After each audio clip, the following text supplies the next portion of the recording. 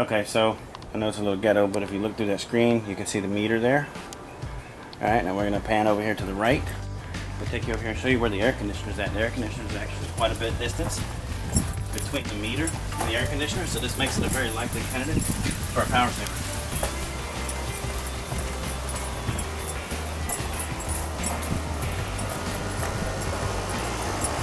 And notice how far we had to come. There's quite a bit of distance here. There's another likely candidate here as well.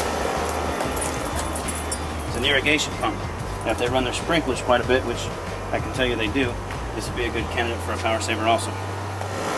Okay, so what you're noticing here, one of my dealers came and installed one of the power savers. So what he did is he ran the power into the disconnect box.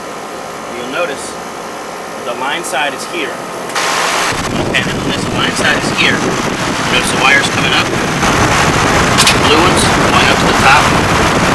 The load side is here, which goes down into this gray tube and then runs inside the air conditioner. What he has this hooked up to the line side of the disconnect, which means it's hot all the time.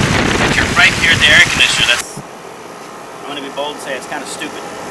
What you want to do is you want to pull off the cover off the side here, get inside of the contactor and hook it up inside the contactor. That's your best route. That's how it's going to give you the best results.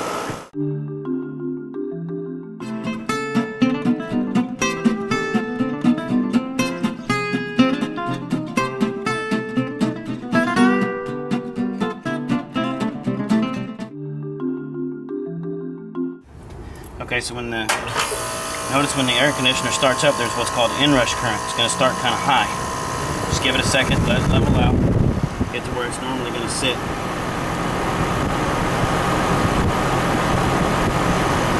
Give it a minute.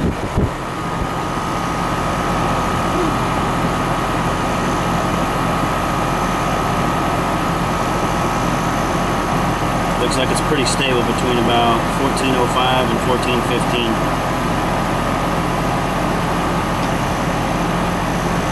So just give it a little bit of time here. Make sure it's totally, fully settled out.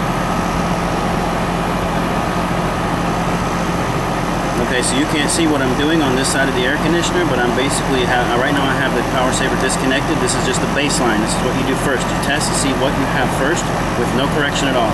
And you're in very, very low 14s. So I'm going to reach over here and connect the power saver and let's see what happens. And now that it's connected, you see it drops to 13.3.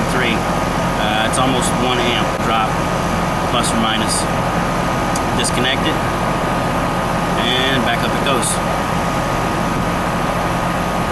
Connect it again. This is what correction looks like. Now if I were to start out with a baseline of 13.8, 13.9, and I hook it up and it goes up to 14.5 or 15, that means the box is too big. You need to go with a smaller box. That's overcorrection.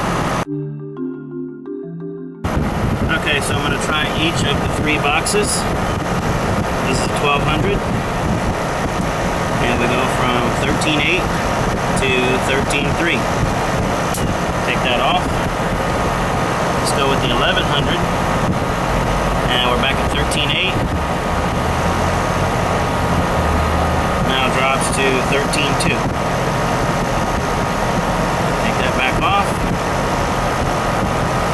Now we'll go with a 50 amp. From 13.8 down to 13.4. So far, the 1100's given us the best results. That's the one we would leave and use. Alright, so we're going to turn the meter to volts. I'll show you how to find out which is the line side, which is the load side. Okay, one of the ways you can tell, this is the line side coming in. Look down in here and you can see the 2 red wires coming out the bottom. Alright, you follow the 2 red wires up. This is going to be your line side. And this is going to be your load side that's going to the compressor. When you hook this unit up, you want to be on the load side. This is where you want to hook your wires to. That's going to get you the best results.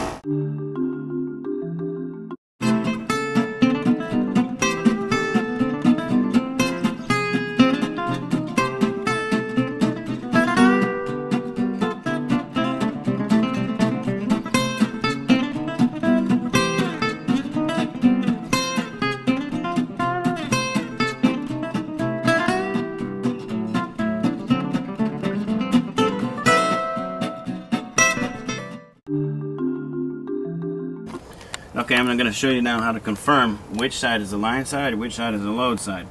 So you notice the line side coming from the disconnect up here, coming in through the bottom, these two thick red wires, that's going to be the line side.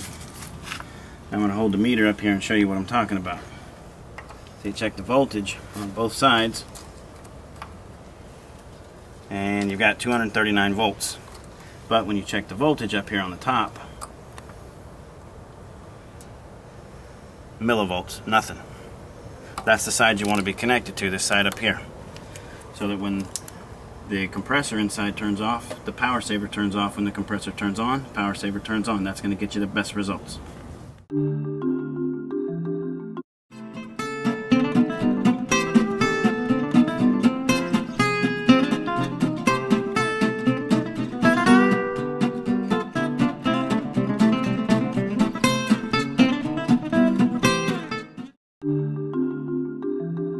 So what I want to show you is we've got the wire coming in. We cut a hole down here. Everything fits. We got your two red lines coming in. Wait for that truck to pass. Okay, we got your two red lines coming in. These are your two load sides of your contactor. This is going to the compressor. This is going to go to your energy saver. I'm going to show you a before and after on what it actually does for the amps. Okay, good. So when you measure your amps, understand this is the load side. It's connected right here. It's going to go all the way down to the load side. If you grab this with an amp meter, you will not see a change at all. You have to measure here or over here at the disconnect, which is where we're going to measure. You have to measure upstream from the incoming power, or you will not see an amp change. When you hook the power saver up and you get absolutely no change, it's because you're measuring too far downstream. You need to go up ahead of it. Okay, let me show you what overcorrection looks like. We have 13.2, and I'm going to hook up to 1200, which is actually too big.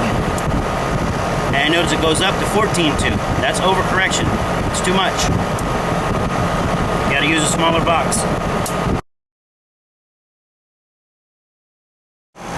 Now remember, you're measuring amps here.